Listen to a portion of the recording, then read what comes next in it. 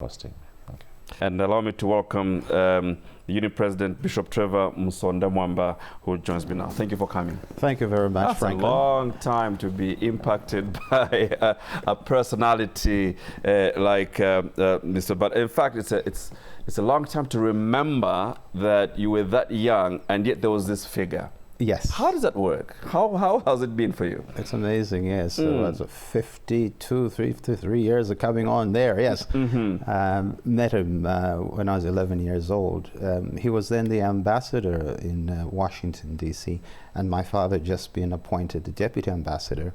So we arrived, and he took a great liking to me. And in fact, when my family were in the hotel, I moved and joined the Bandas, and James Banda, his son, and we became great friends.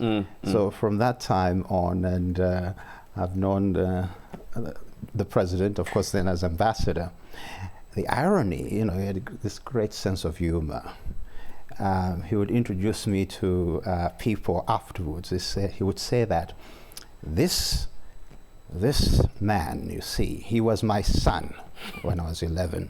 But then, of course, later on, I became a priest and then a bishop. And then he would go on and then say that, now I am his son, and he is now my father. How things change. Very much so. He had this, how imposing was his imagery on you? Or in a general sense, you think, to many people? Well, let me put it this way. In a strange way, I've always gravitated to interesting men, men of character, of charisma, of presence. And that I have found inspiring.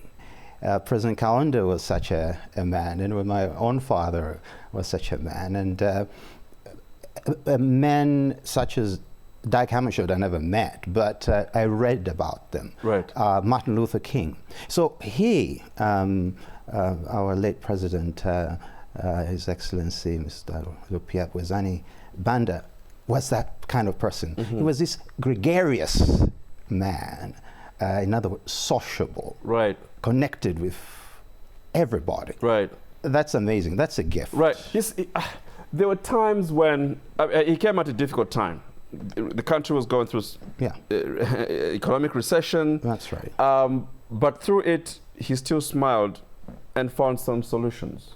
Well, this is the thing. I mean, people like that, they are filled with hope as well. They make things seem light. They shed light in the midst of darkness. And that is an attribute of a great leader. They give hope.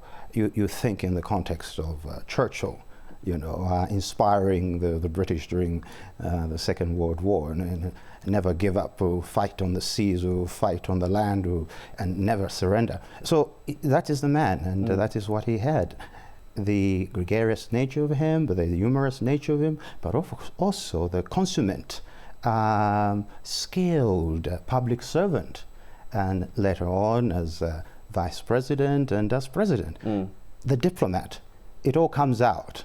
It's a gift. Right. He had it. To the party, what sort of loss would it be? Yes, he moved on, but he was, you know, UNIP at some point in his life. Absolutely. I mean, this is the thing. All him and the surviving great men, Mr. V.J. Mwanga as an example. Yes, they were UNIP through and through, and these were UNIP youth. Right. He himself was a young youth within UNIP, organized the party, he mobilized the party, he was an educator, and so he brought energy. And of course, and this is the beauty when you think about UNIP, it was a party of the youth. Right. And this is an example of what he was able to contribute. And President Kaunda had this knack, a genius of identifying talent among the youth. And so he was one of those. And then, of course, he rose through the ranks. Later on, he became a member of the Central Committee and held various portfolios. And, of course, his last appointment within UNIP before moving on to MMD, was that of being the chair of the international affairs of UNEP. But you're talking about experience, commitment.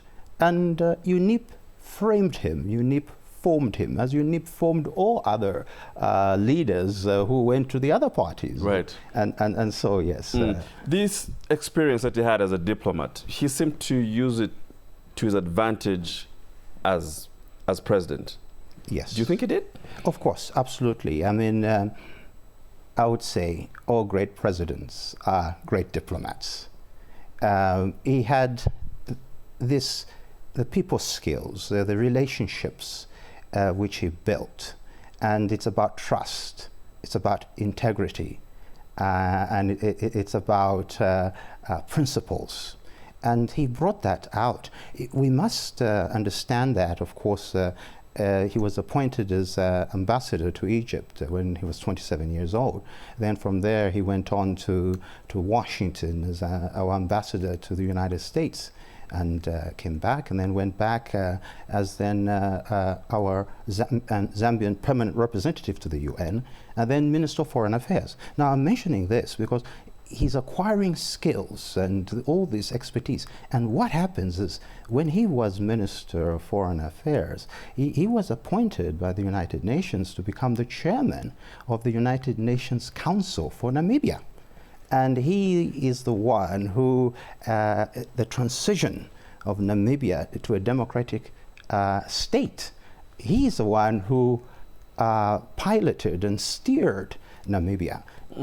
Diplomatic skills, a consummate diplomat. And of course, after he became president and he retired, he was in great demand, solicited by international organizations and other governments to help out. So he headed peace, or rather election observer missions in the Democratic Republic of the Congo under the Jimmy Carter Foundation. He was in Lesotho. He went on to Sierra Leone, Kenya.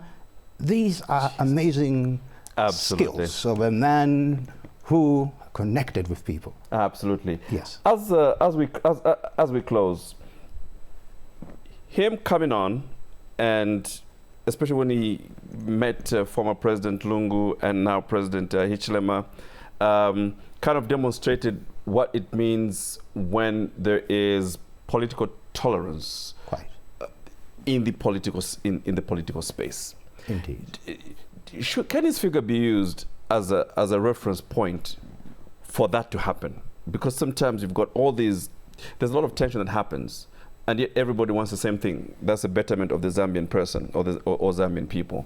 Can his figure be used as a focal point, or nothing than that for peace and existing together? Very much. I mean, I talked about integrity. I talked about principles. I talked about principles. Yes, and he's coming from an experience of a man who has gone through something similar. Okay. And so he can speak to the various parties here, and say, for example, to former President Edgar Lungu, having lost the elections, says, look, I also lost the elections to President Sata, and I conceded. This is nothing new. Like, I can relate with you. So I relate to you. I could have hung on, but I didn't. But for the greater interest of our great republic and our people, this is part of democracy. You win some, you lose some. So from that angle, and if I was a fly on the wall, I mean, that's the sort of words that perhaps was said, and President Lungu would have identified that, yes, I see where you're coming from. Right. And so, and to our brother, present president, in terms of magnanimity, says, no, this is your brother, and work together. And so, yes, so he's speaking from experience. And so this is an example that we should emulate.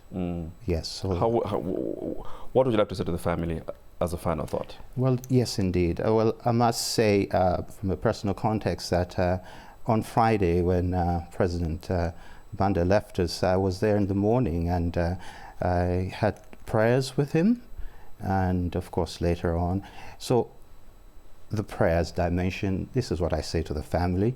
Our life doesn't belong to us.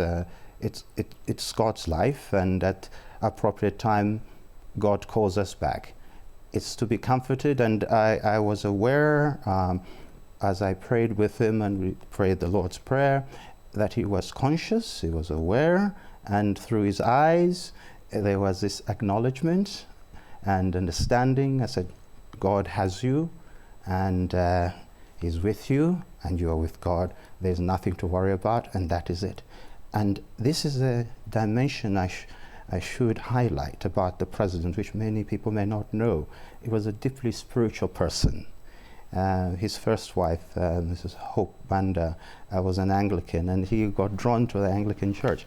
So on Thursday, the Dean of the Cathedral, Canon Charlie Thomas, had time with him and talked about this, and he said he was ready. Right. Actually said. So God is with him. Right. God is with the family. God is with the nation. May his soul rest in eternal peace. Sir, thank you very much. Thank you very much. Thank you very much.